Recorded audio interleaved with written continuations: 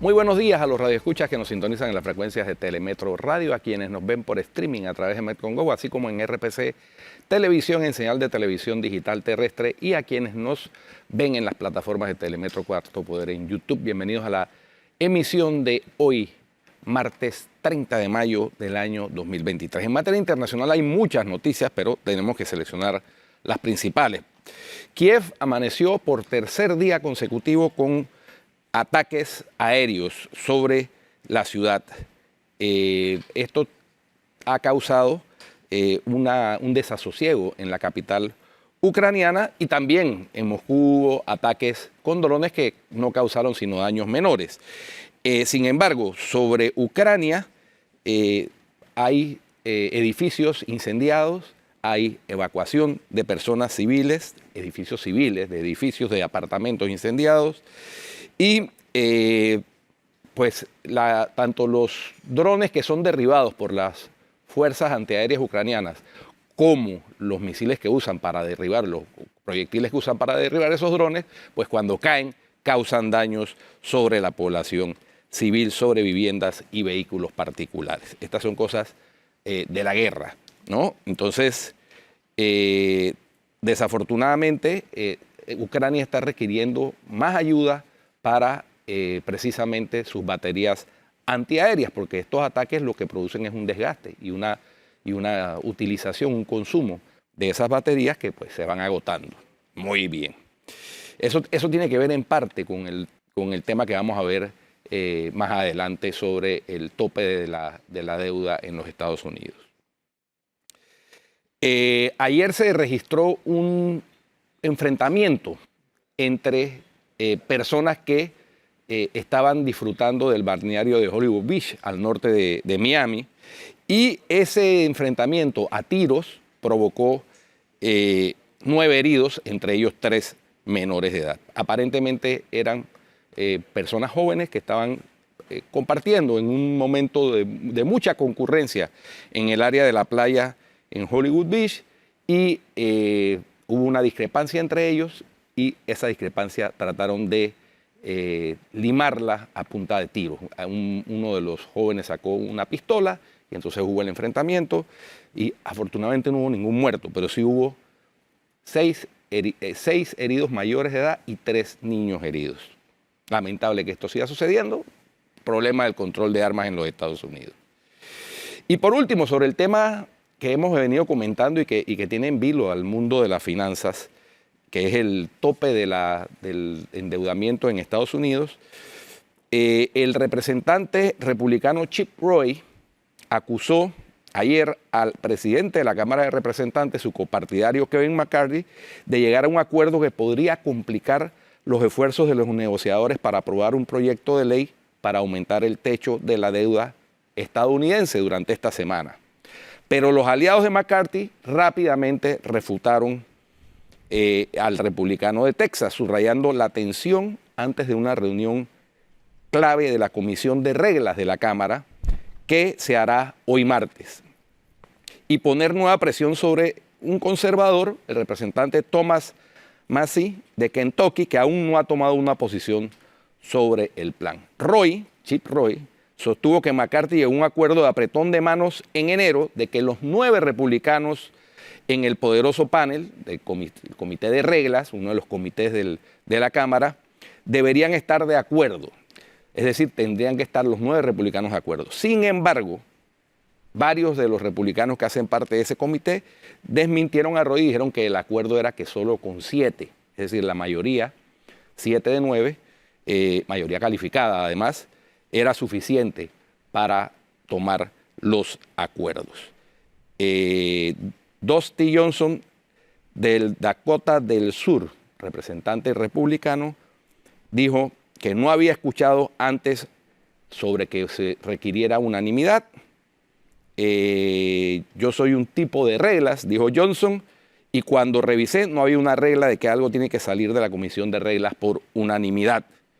Ahora Chip, citando literalmente a su copartidario Johnson, también es un tipo de reglas, así creo que va a entender eso, que esta es una institución mayoritaria y que en última instancia vamos a servir a los estadounidenses de la mejor manera que la mayoría de nosotros sabemos, aprobar este proyecto de ley. Es decir, hay tensiones dentro del mismo Partido Republicano y dentro de la Comisión de Reglas que conforman 9 republicanos. Vamos a ver qué sucede hoy en esa reunión de esa comisión. Y por último, Flor, 2 pequeños comentarios. Primero, los patinazos que está teniendo el presidente Lula da Silva, que ya son tan seguidos que es imposible pensar que tiene algún tipo de mala información o de ceguera ideológica. Ayer el presidente Lula da Silva recibió a Nicolás Maduro previo a la cumbre sudamericana que se realizará en Brasil y dijo que lo que hay contra Venezuela es una narrativa construida que hay que deconstruir. Señor Lula, la expresidenta de Chile, la socialista, correligionaria suya, Michelle Bachelet, como comisionada de los derechos humanos de la ONU, determinó que en Venezuela, bajo el régimen de Maduro, había severas violaciones de derechos humanos, crímenes de lesa humanidad. Eso no es ninguna narrativa construida, eso es la descripción de lo que sucede en Venezuela. Primer comentario. Segundo comentario, fue condenado a 18 años de prisión el expresidente de El Salvador, Mauricio Funes, por el delito que se le acusa de negociar con los jefes de las pandillas para bajar la criminalidad. Es lo mismo por lo que el Departamento de Estado tiene incluidos en la lista de corruptos y cleptócratas a varios de los altos funcionarios del gobierno actual de Nayib Bukele en El Salvador. De ese tamaño lo dejo. Bueno. Ahora, en el plano local, Flor... Ya con eso. No. ¿Se acabó el programa? No, para nada. Lo que pasa es que había que hacer esos comentarios obligados. Bueno, juicio de New Business. Interesante ayer, varias cosas. Primero, que el perito está reafirmando quiénes son los dueños de EPASA o quiénes eran los dueños de EPASA, quienes lo compraron, con la distribución accionaria también. Martinelli 60%, Henry Mirachi 40%. Y ese 40% dividido en 2 grupos, 20% Henry Mirachi y 20% otros accionistas. Correcto. Y a la jueza, no sé si viste, le tocó jalar las orejas a Alfredo Vallarino varias veces. Varias veces. Bueno, porque es que yo sigo insistiendo en que no entiendo la estrategia, por lo menos judicial, de la defensa. Puedo entender la mediática, y hay quienes sostienen que estos juicios se ganan tanto en el campo mediático como en el campo judicial. Pero al final de cuentas la sentencia va a obedecer a un dictamen judicial, no a un dictamen mediático. El dictamen mediático ya lo sabemos, sobre todo de los medios que son objeto de este proceso, ¿no? Que son la compra de esos medios por parte del señor Martinelli, aunque él lo haya querido negar al principio, porque después lo reconoció, es decir, desde el principio él no quería aparecer. Entonces yo no entiendo por qué insisten en preguntar si el señor Martinelli entregó el cheque, si el señor Martinelli figura en las acciones, entre los beneficiarios finales de las compañías que trasladaron los fondos a New Business. Por supuesto que no va a aparecer, si él nunca quiso aparecer, ¿no? Pero apareció, y no apareció por arte de magia ni milagrosamente. Apareció porque él estaba ahí desde el principio en esa negociación. Eso va a quedar evidenciado al final de cuentas y ya está en el expediente. Las declaraciones de los testigos protegidos ya están en el expediente y estoy casi seguro que apuntan hacia esa realidad que se quiere desvirtuar. Pretender decir lo mismo que dijo Lula de Venezuela, que es una narrativa construida. No es ninguna narrativa construida, es la realidad. Así es. Vamos a ver qué sucede hoy, porque ya esta es la última semana, Guido. Termina el 5 de junio, ¿no? Eso es esta semana, ¿no? Bueno. Sí, eso es el viernes. No, lunes. El lunes es. Sí, lunes 5 de junio. Ajá. Sí. Hoy estamos a 30, mañana 31. Ya. 1, 2, 3, 4 fin de semana, 5 lunes es que termina. Entonces el lunes es el último día. Sí, correcto. Sí, eso me parece interesante en el plano local. También está el tema de la descentralización paralela. A mí me sorprende, Guido, cómo este no es un tema que alarma a la población. Bueno, por lo menos parece haber despertado la Fiscalía Electoral de su letargo. Sí. Se anunció una investigación, por lo menos que se abrió una investigación contra el director del DAS. Sí, después de haber dicho que esto había que probar primero que era en época electoral solamente. Si no, no le tocaba a ellos porque no se circunscribiría a una época electoral. Es que eso, ese es un Eso hay que investigarlo, justamente. Eso es un razonamiento realmente penoso, de que esa La ley del discusión menor esfuerzo. no solo se hace en época electoral, no, lo que se cuestiona es que se está haciendo en época electoral. Puede hacerse antes. Y también estaría mal. Y estaría mal y habría que revisar y los organismos de control tendrían que hacer una auditoría. Pero en época electoral, por supuesto, que le toca a la Un Fiscalía agravante. Electoral revisar. Gracias a Dios iniciaron una investigación. Bueno. Así que bueno. Por otro lado, Flor, se está esperando la publicación de los edictos que debe hacer la Corte Suprema de Justicia, invitando a las personas, cualquiera que quiera, aportar alegatos en la demanda contra la ley de la Contraloría, que reformó la ley de la Contraloría y que prácticamente le dio poderes absolutos al Contralor y le restó mucho del fundamento jurídico de la labor de fiscalización y auditoría que tiene ese ente de supervisión, ente de control superior de Panamá, que es la Contraloría General de la República, porque dejó a criterio del Contralor. Es decir, si tenemos un Contralor descriteriado, por ejemplo, ese criterio es el que define si una auditoría se cierra o no se cierra, y no la evidencia que haya en el informe de auditoría. Y eso Correcto. realmente es un peligro para el buen uso de los recursos públicos. Así La que discrecionalidad. la discrecionalidad. Se está esperando esa publicación de los edictos para que los que quieran participar aporten sus alegatos, sus escritos de alegatos. Es lo normal en una demanda de inconstitucionalidad. Sí, Rigoberto González dice que 6 de los 10 artículos demandados son inconstitucionales. Correcto. 6 de 10, eso es Es mayoría. Es mayoría. mayoría, además de todo. Bueno, Esos son los goles. exacto. Yo no sé si la Asamblea hace más daño cuando sesiona o cuando está en receso, Guido, pero mencionábamos que hace unos días que el PRD ya había elegido a su candidato para la presidencia del PRD. Por cierto, yo no sé, Flor, la Asamblea. yo no sé, Flor, si tú le conoces la voz a ese candidato a presidente de la Asamblea. Yo, por lo menos, no. Ni en el periodo de incidencia lo he escuchado. Yo tampoco. Bueno. Yo tampoco. Es más, me cuesta trabajo recordar el nombre. Vargas, Jaime Vargas. Jaime Vargas. ¿De qué circuito es? Es Darién. De Darién. Déjame Muy bien. buscar el circuito aquí un momentito.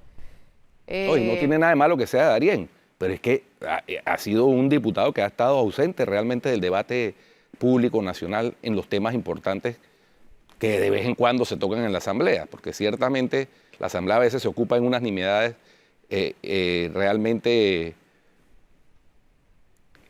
que podrían pasar sin pena ni gloria y nadie se sentiría afectado, pero hay veces en que se toman temas muy importantes ahí, se aprueban leyes muy importantes, y entonces el señor Vargas, yo no recuerdo, yo puedo estar equivocado, tampoco estoy pendiente todo el tiempo de los debates en la Asamblea, pero no recuerdo de algún aporte que haya hecho el señor Vargas que sea memorable, por lo menos.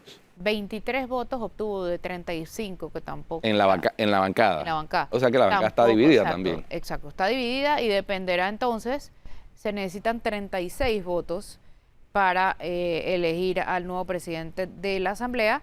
Él tiene 23 por ahora, pero el PRD tiene los votos del Molirena. Necesita 13, el número de la suerte. Necesita 13, Bueno, mínimo 13, Mínimo que nadie 13. se les voltee a último momento, ¿no? sí. Pero evidentemente, siendo una persona tan poco visible y tan poco presente en los debates, es claro que es el candidato de alguien, y es el candidato de Benicio Robinson. O sea, Sí. al final del día, Benicio sería el nuevo presidente de la Asamblea. Bueno, sí, pues, lo cual no es una novedad tampoco, ¿no? El señor Robinson es un factor de poder porque así lo ha permitido el sistema y porque así lo ha permitido su partido. Esa es una de las causas por las cuales el expresidente Martín Torrijos está apostando a correr como candidato a presidente en una cuestión nunca antes vista en democracia ni en dictadura fuera del PRD. Entonces, es por el secuestro que llama que se ha hecho del partido. Asalto y secuestro. Esos son los dos términos que usó Martín Torrijos. Yo solamente los estoy reproduciendo.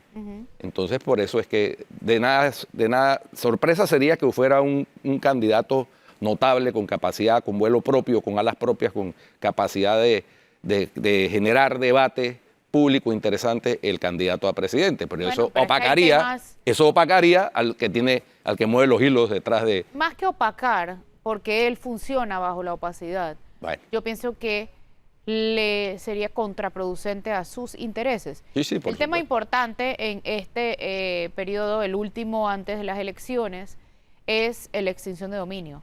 Bueno, y el contrato también de Minera Panamá, pero extinción de dominio es el tema que los tiene a ellos más divididos y más a la defensiva y aprensivos con el tema. Así que es un tema importante. Al final del día parece que será un monigote más a servicio y discreción del presidente del PRD, Benicio Robinson, y hay que ver qué pasa en las primarias, porque ahí también entra en el juego Cristiano Adames y Raúl Pineda. Sí, oye, no sé si te percataste, pero hoy por lo menos en uno de los diarios grandes de circulación nacional, de los diarios de tamaño estándar, hay un anuncio de una página donde se saca ya a los interesados el anuncio de que está disponible una de las licencias para suplir de cannabis medicinal el mercado, ¿no? Así que ya eso es un paso más allá. Eso es un paso más allá. Una licencia, ya se sacó el anuncio de que los interesados deben presentar la documentación y demás. Pero si ni siquiera la ley está reglamentada. Bueno, eso Increíble, o sea, ahí está el De anuncio. hecho, vamos a traer al activista principal y más serio, por lo menos, que conozco sobre este tema, Carlos Osa, para que nos hable de ese tema, porque es que a mí me parece que eso es poner la carreta por delante de los bueyes. Sí, O sí. sea, ¿cómo vamos a tener el anuncio ya de una de las licencias si ni siquiera está reglamentada la ley? Bueno, O sea, y además no hay razón para que no esté reglamentada la ley. ya tendría que estarlo hace rato. Había un plazo en la ley para la reglamentación, pero esos plazos desafortunadamente casi nunca se cumplen, Flor. No, pero tampoco se pueden dejar así porque entonces no se van a cumplir más nunca. Sí, no, por O sea. supuesto, por supuesto. El Ejecutivo tendría que empeñarse en atender los plazos que da la ley para la reglamentación. Al fin de cuentas es un plazo legal, no es un plazo alegre, es un plazo establecido en la propia ley. Exactamente. Pero bueno, ¿Ves? Hoy ahí está. oye, Guido, te pusimos aquí una foto para presentarte al... Mucho gusto, Flor, te lo presento. El señor Gracias. Jaime Edgardo Vargas Centella, que será, según todo lo indica, el próximo presidente de uno de los órganos del Estado panameño, del órgano que algunos califican el más importante, porque es el que tiene la mayor representatividad popular, porque son 71 personas que han sido elegidos popularmente, que están sentados ahí, el señor presidente de la Asamblea a partir de las próximas sesiones Qué legislativas. locura. Atenuene, ¿tú lo conocías al sujeto este en cuestión? ¿A quién?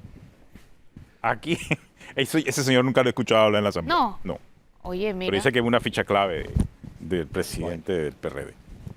Y Dicen. diputado, sí. Debe ser, ¿no? Porque acuérdense que para nadie es un secreto que este periodo le corresponde a Benicio Robinson.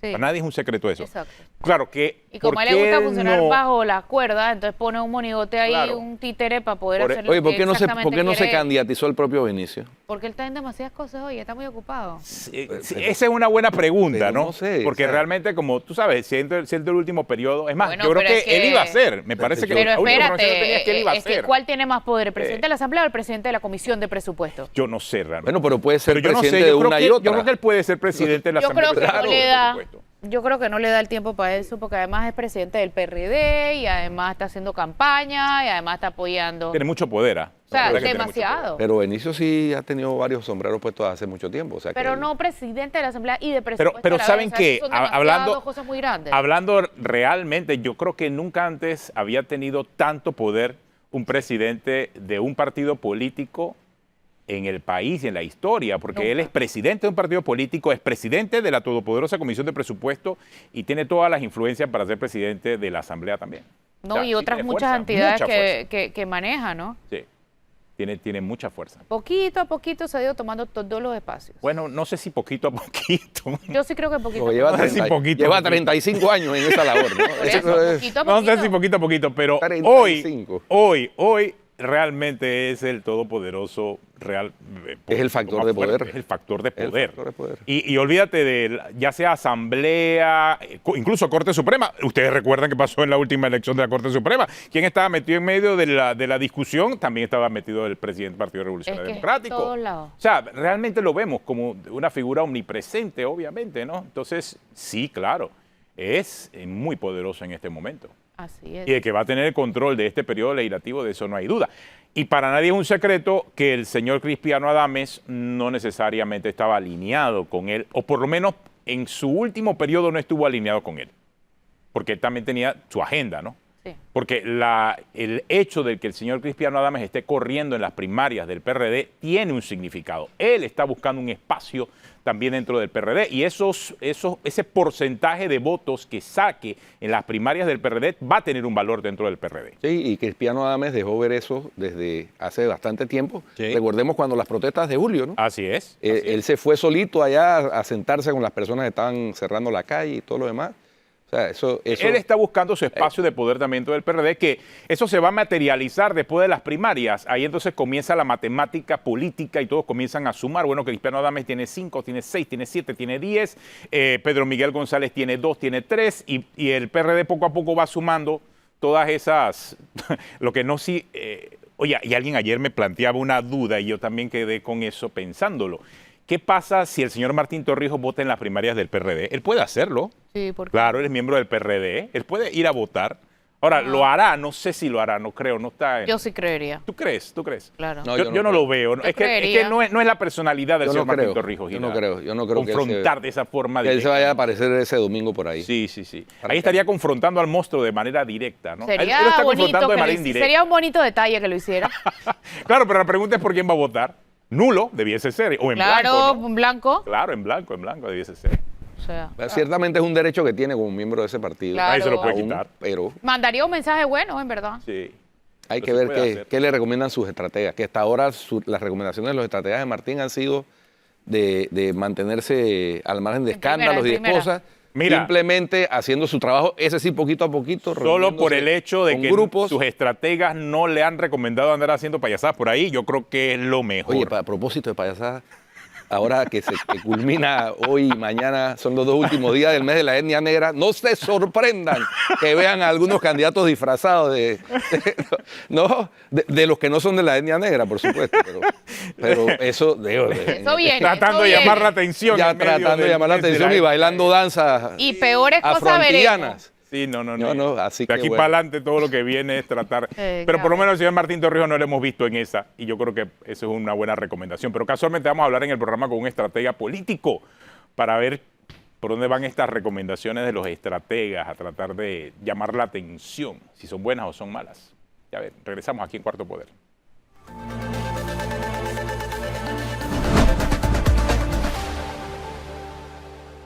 Bueno, continuamos aquí en Cuarto Poder. Hoy realmente vamos a analizar un poquito todo lo que está pasando en el espectro político y nos va a acompañar Luis Igarrista, quien es jefe de campaña de el precandidato presidencial del panameñismo, José Isabel Blandón.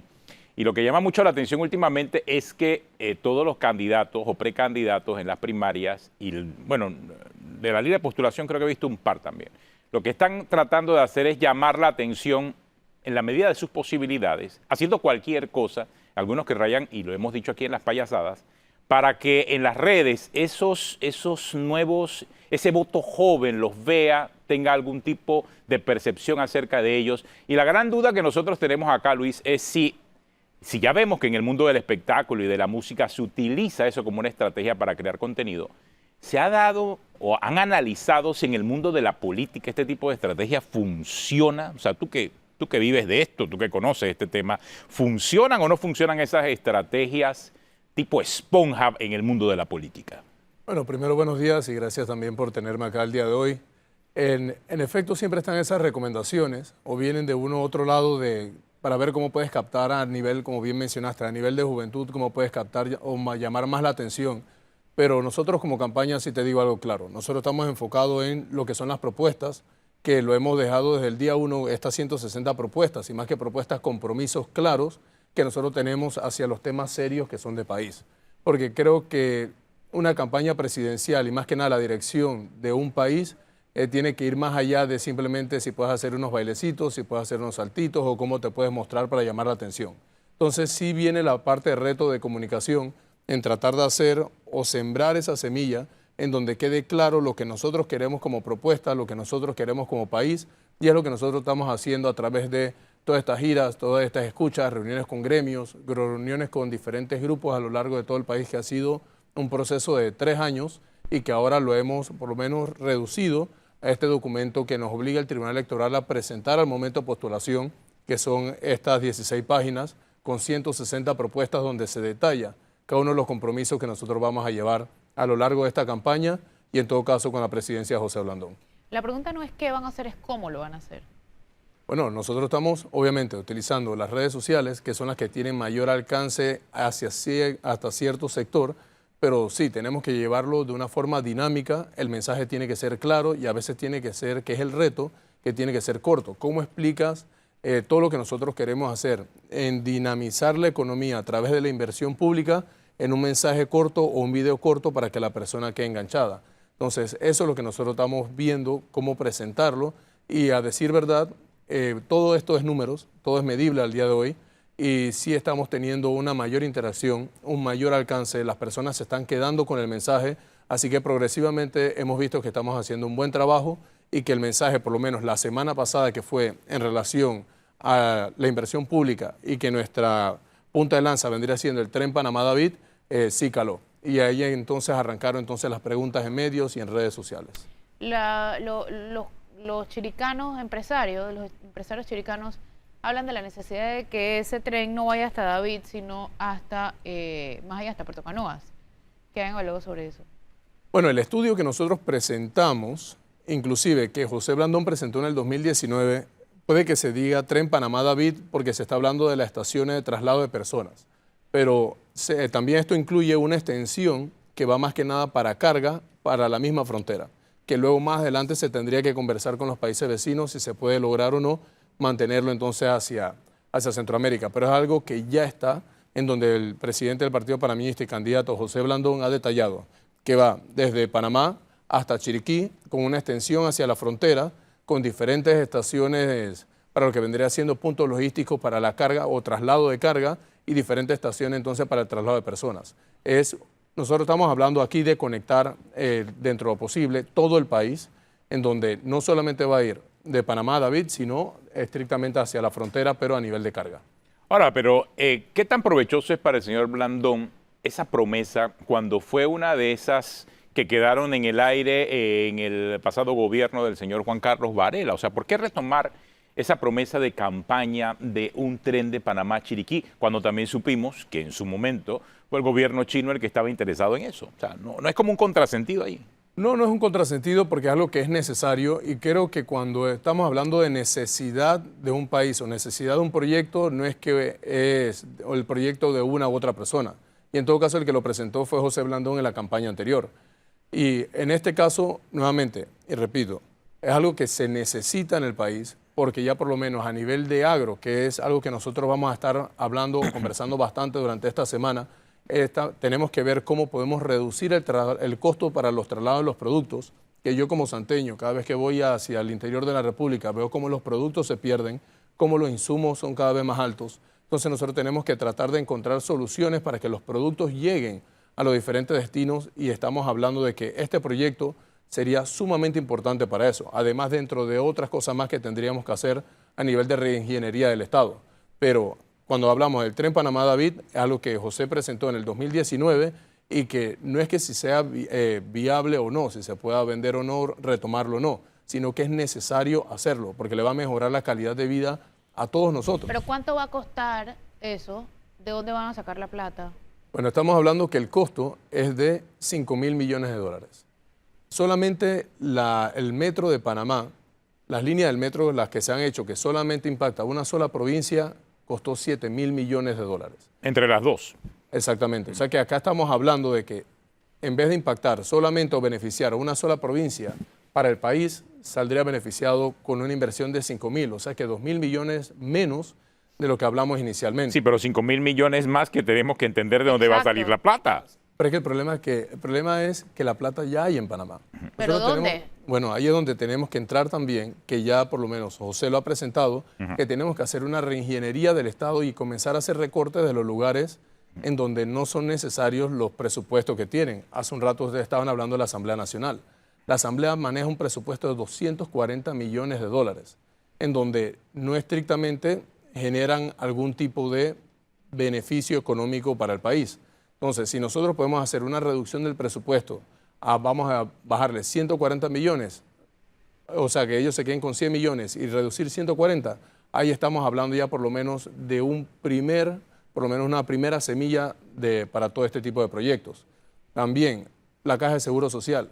La Caja de Seguro Social tiene una cantidad de terrenos y propiedades que se pueden utilizar para tratar de obtener algún tipo de rendimiento que sea redirigido para también estos megaproyectos que nosotros necesitamos como país para poder mover la economía. Claro, pero también es riesgoso echar mano de todos esos activos que tienen para desarrollar un megaproyecto en este momento, cuando independientemente de la importancia del tren, no cree que hay otras necesidades. Esta mañana, por ejemplo, un precandidato a diputado allá en el 86 en Panamá Este decía, de nada ha servido que el metro llegue hasta la 24 de diciembre cuando alrededor del metro no hay forma de poder hacer que la gente llegue de manera rápida a sus casas, ya que el transporte interno es un gran desorden. Entonces, en el orden de prioridades, ¿no era quizás mejor resolver el problema del transporte interno y posterior el metro? Porque muchas veces estos grandes megaproyectos solucionan algunos problemas y empeoran otros. Entonces, por eso le hablo acerca de las prioridades, ¿no? O simultáneamente, que es lo que ha debido hacerse. También, Mientras claro. se iba construyendo el metro, que no se construyó en 2 días, se va organizando las rutas alimentadoras, que de eso se ha hablado mucho, pero se ha ejecutado Solo se ha poco. hablado, pero no Así se ha es. ejecutado y quedan creando un problema también. Claro, acá nosotros por lo menos en todo lo que se ha presentado se tiene un corto, mediano y largo plazo. O sea, el beneficio, por lo menos las medidas que se tiene que tomar. Ahora, el tema de los terrenos de la Caja del Seguro Social, que es un tema interesante, ahí hay que hacer una serie de modificaciones a la ley de la Caja del Seguro Social, porque tiene muchas limitaciones de cómo puede utilizar esos terrenos.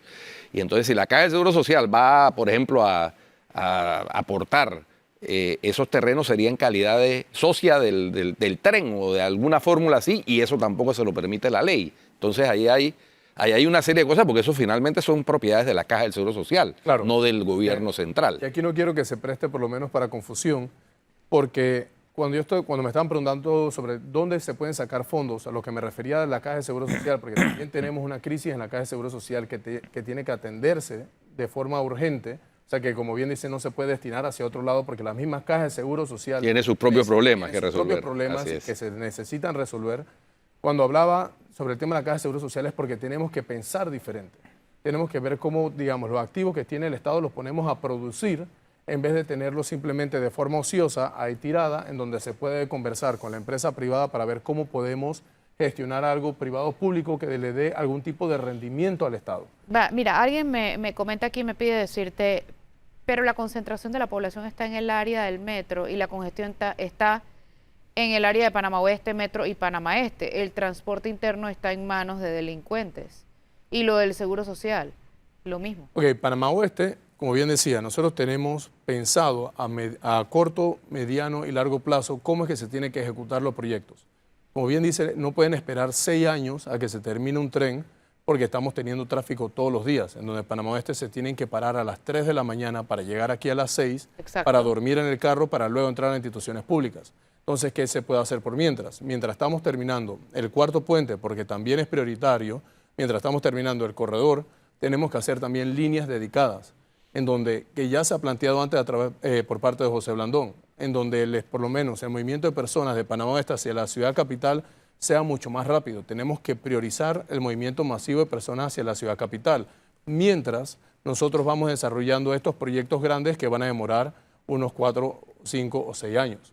Pero la realidad es de hoy, se tiene que solucionar y es lo que nosotros también estamos planteando dentro de todos estos compromisos. Ahora, hay una cuestión que quisiera plantearle, porque, bueno, sí, está la idea del tren famoso hasta Chiriquí o hasta la frontera, pero también hay un plan maestro del metro que incluye 8 líneas del metro. Se está construyendo actualmente la tercera.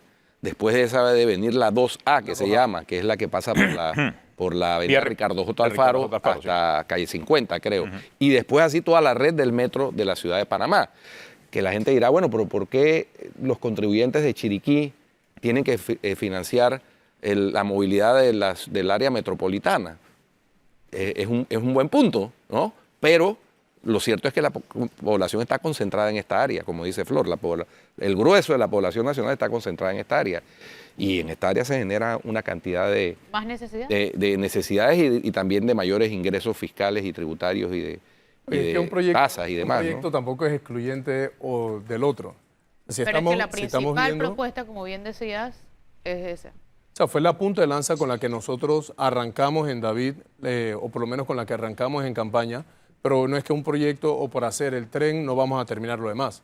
Nosotros tenemos que, si vamos a dinamizar la economía a través de la inversión pública, entendemos que se tienen que hacer recortes para nosotros poder destinar esos fondos a los proyectos que nosotros estamos buscando o que vemos necesario hacer, como es terminar la línea del metro o esta línea 2A, en donde va a beneficiar a 6, creo que son 6 universidades que se encuentran dentro de dicha línea.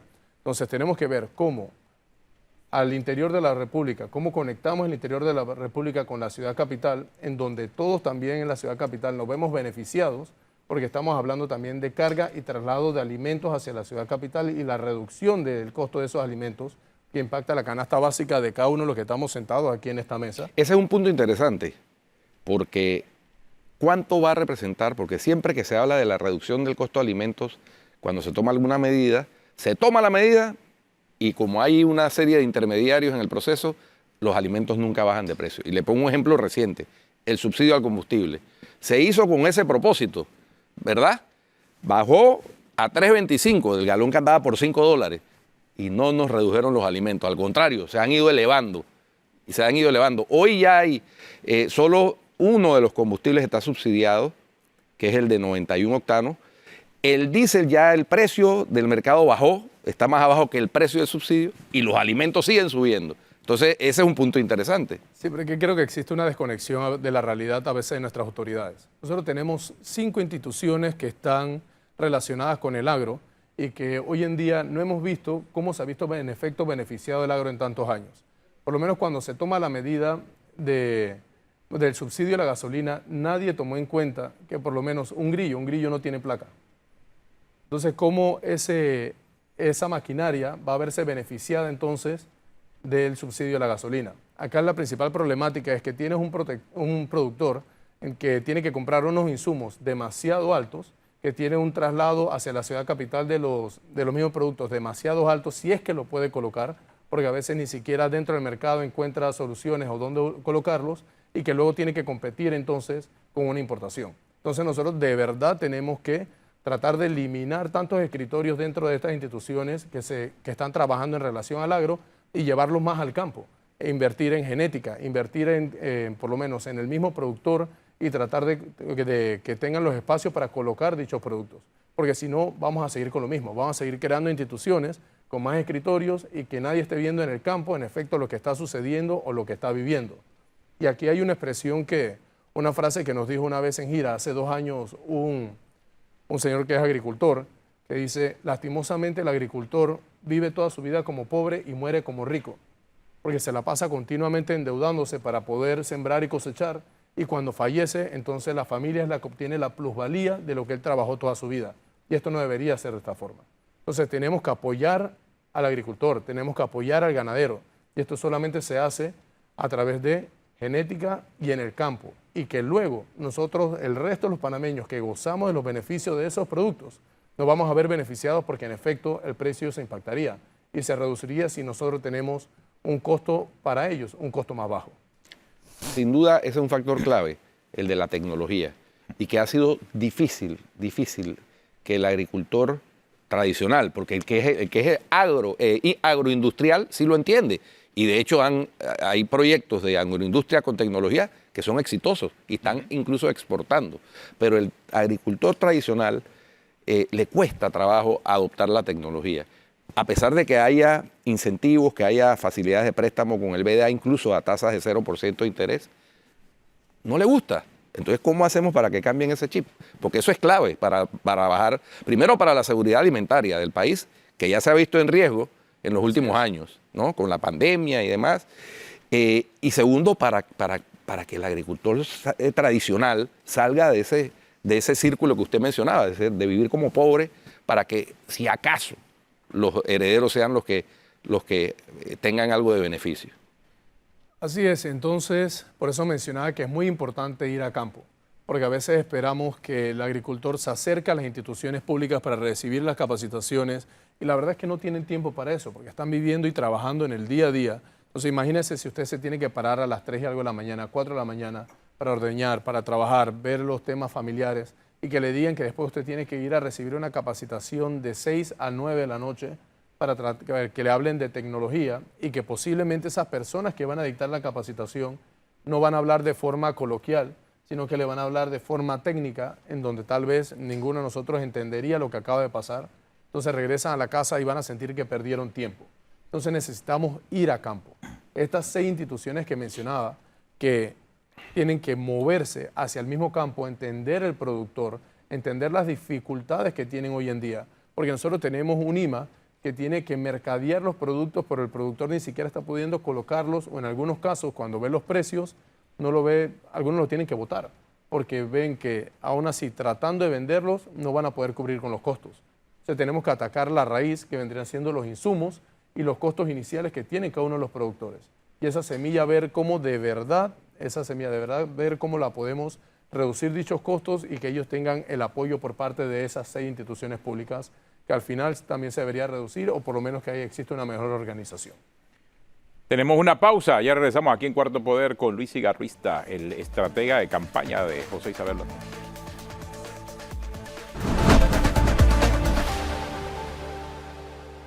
Estamos de regreso con nuestro invitado de hoy, el estratega y jefe de campaña del ingeniero José Blandón Figueroa, Luis Igarrista.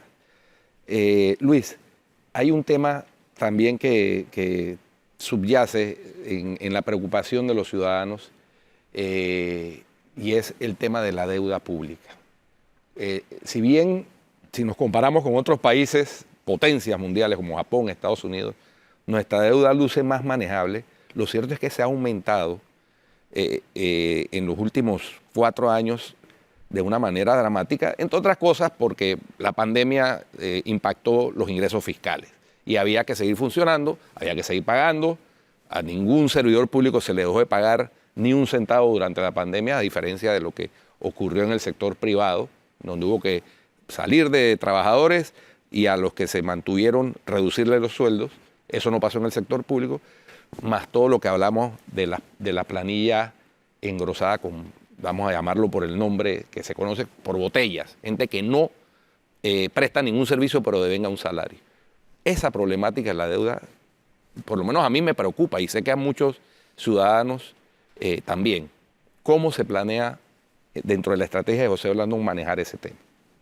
Claro, lo bueno de todo esto cuando tienes un candidato que ya ha estado en la gestión pública y en la que te puedes basar en base a su gestión, es que lo mismo sucedió con el municipio de Panamá o la alcaldía de Panamá cuando José fue alcalde de la ciudad. Él llegó ante una alcaldía donde la planilla era sumamente grande, en donde el porcentaje que tenía la alcaldía de costo operativo e inversión era, cuando te ponías a analizarlo, veías que prácticamente se tendría que hacer una mejora inmediata y en efecto eso fue lo que hizo. En el primer año él redujo lo que era el tamaño de la planilla para poder incrementar entonces los fondos o los montos o el porcentaje que es destinado para la inversión pública. Porque nosotros para poder pagar dichas deudas que estás mencionando, nosotros necesitamos mover la economía. Y nosotros como gobierno o el Estado, la única forma de poder hacerlo es a través de invertir en nuestro propio país.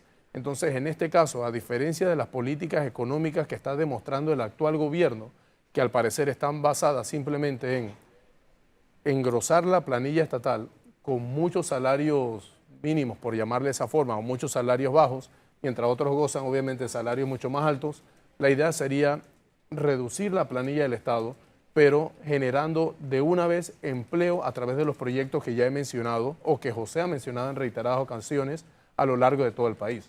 Entonces, sí existe una deuda, pero no está mal endeudarse.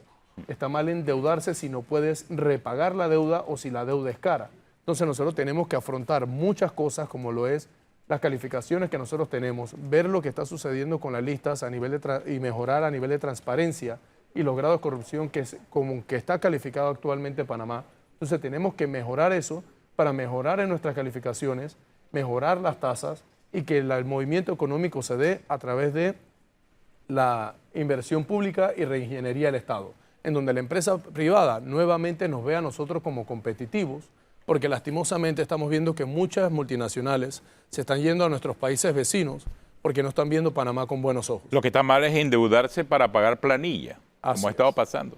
Así es. Sí, y también tratar de hacer más eficiente al Estado, porque es que hay unas ineficiencias en el Estado que a la altura de la tecnología del siglo XXI, de lo que llevamos el siglo XXI, no se justifican. Por ejemplo, el IDAN, aquí me dan el dato, paga más de 100 millones de luz al año en agua. Y eso pudiera estarse generando, esa electricidad se pudiera estar autogenerando, como ya hacen algunas empresas privadas, con una serie de tecnologías como energía solar, energía de hidrógeno, que no van a costar más de 100 millones de dólares. Claro. Entonces hay que ser creativos y yo estoy de acuerdo que hay que hacer una reingeniería, pero absoluta, de muchas de las instituciones del Estado. Por eso los invito, si no lo han hecho, que revisen estas 160 propuestas en donde estamos pensando de forma creativa o tal vez dinámica, porque creo que si seguimos haciendo lo mismo, de la misma forma, bueno, ya es una frase conocida, ¿no? Los resultados van a ser los mismos. Vamos a tener el mismo resultado y en este caso estamos viendo resultados todavía peores, en donde la única opción que estamos viendo para poder que el panameño obtenga un trabajo... La única duda que queda de la conversación con usted es, bueno, ¿qué va primero? ¿O el tren a Chiriquí o salvar la Caja de Seguro Social? Es que cuando uno llega, inclusive en las tomas de decisión de las elecciones pasadas, todos los candidatos se comprometieron a ver la Caja de Seguro Social, el tema de la Caja de Seguro Social. Entonces, vuelvo y repito, un tema no es excluyente del otro. Tenemos que ver todos los temas prioritarios para el país de una vez. Y por eso es que José Blandón se está comprometiendo en este primer mes, cuando se llega a la presidencia de la República, a tomar las decisiones difíciles, como son la reforma de la ley de la Caja de Seguro Social, la reforma de la ley de educación, e iniciar también entonces con los proyectos que nosotros necesitamos como país, porque son decisiones difíciles las que se tienen que tomar. Y es lo que hay que tener claro.